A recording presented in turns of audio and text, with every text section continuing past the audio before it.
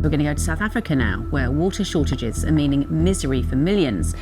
But there's a darker side to the issue, the so-called water mafia. Access to water is a critical issue in many developing countries.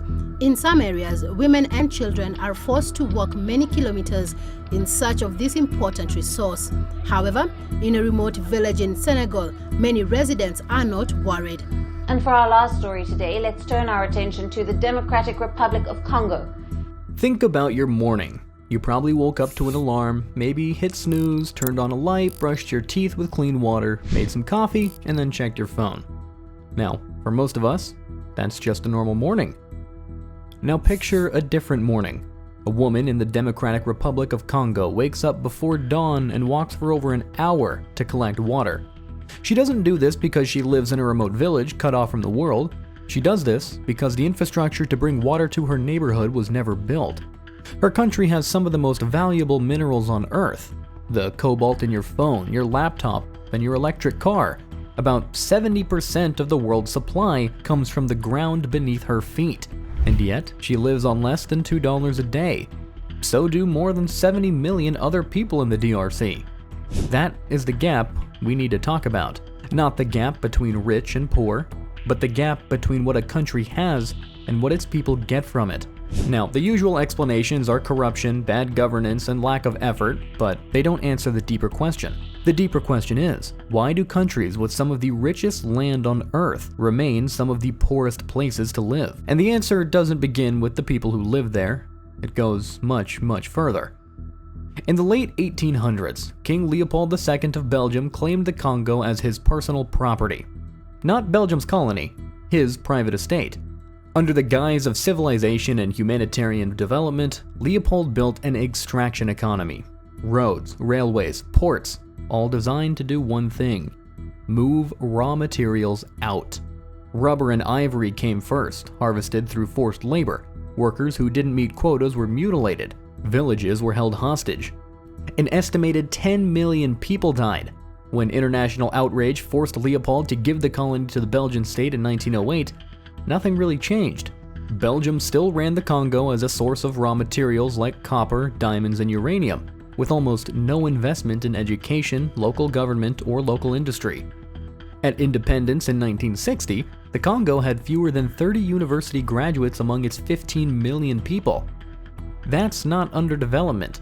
That's developmental in one direction: toward extraction, away from the people who live there. This wasn't unique to Congo. Across Africa, Asia, and Latin America, colonial infrastructure followed the same pattern: mines connected to ports, raw materials shipped out, and finished goods brought back in.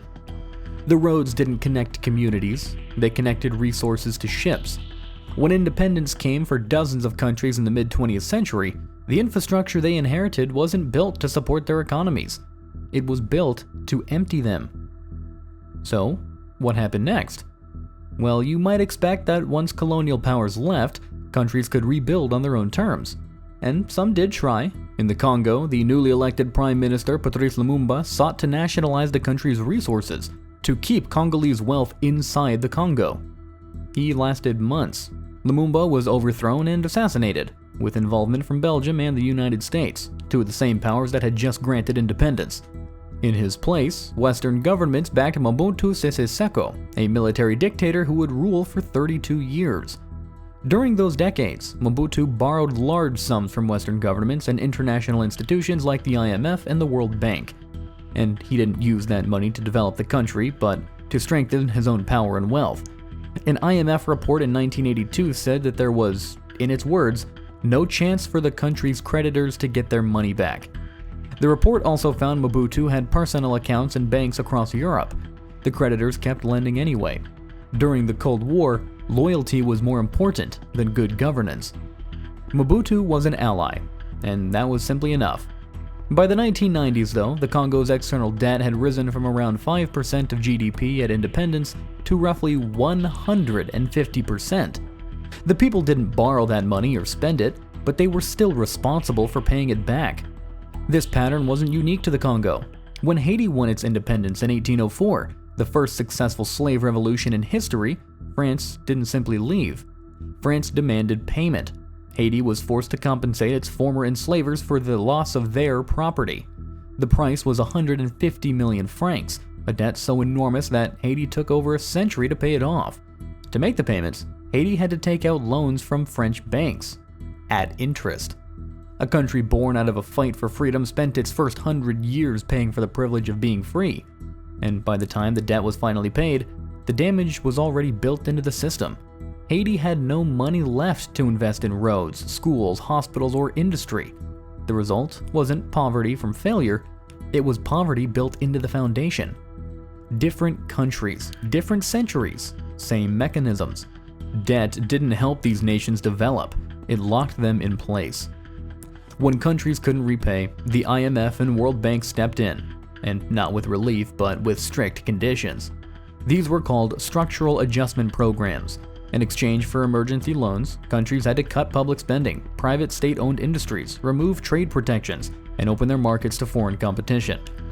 The theory was that the free markets would produce growth, and in some cases, certain numbers improved on paper, but on the ground, the story looked much different. In the Congo, for example, structural adjustments destroyed what was left of public health and education.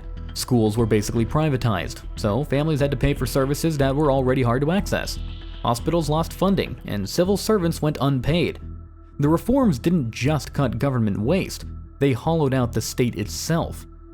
In Ghana, the first sub-Saharan African nation to gain independence, rich in gold and cocoa, the story followed a very similar arc. After an economic crisis in the early 1980s, Ghana accepted a structural adjustment package. Subsidies were cut, state industries were sold off, markets were opened.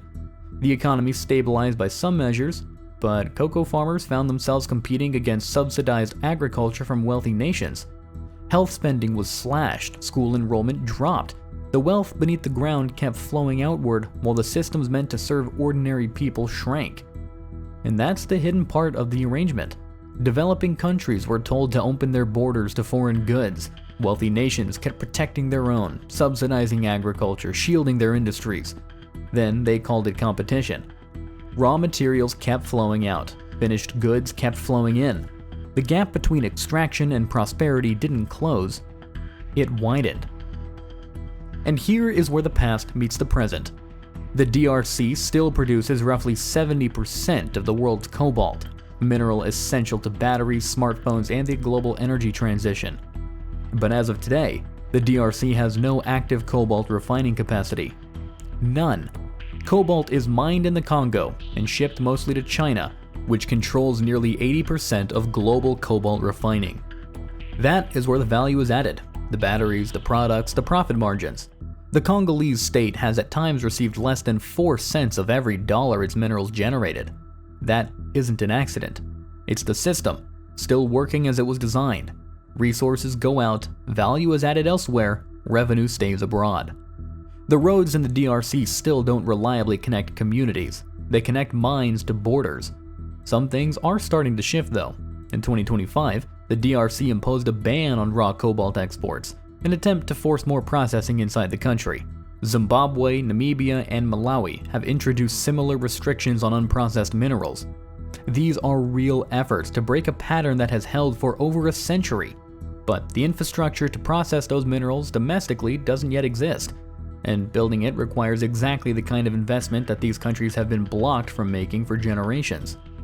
Having control over your resources is one thing, having the capacity to use them is another. That woman in the DRC is still walking for water this morning. The cobalt beneath her feet is still powering your phone. Her country isn't poor because it lacks wealth.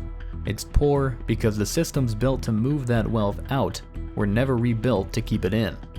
Colonial infrastructure, forced debt, structural adjustment, trade rules that reward raw exports and penalize local industry.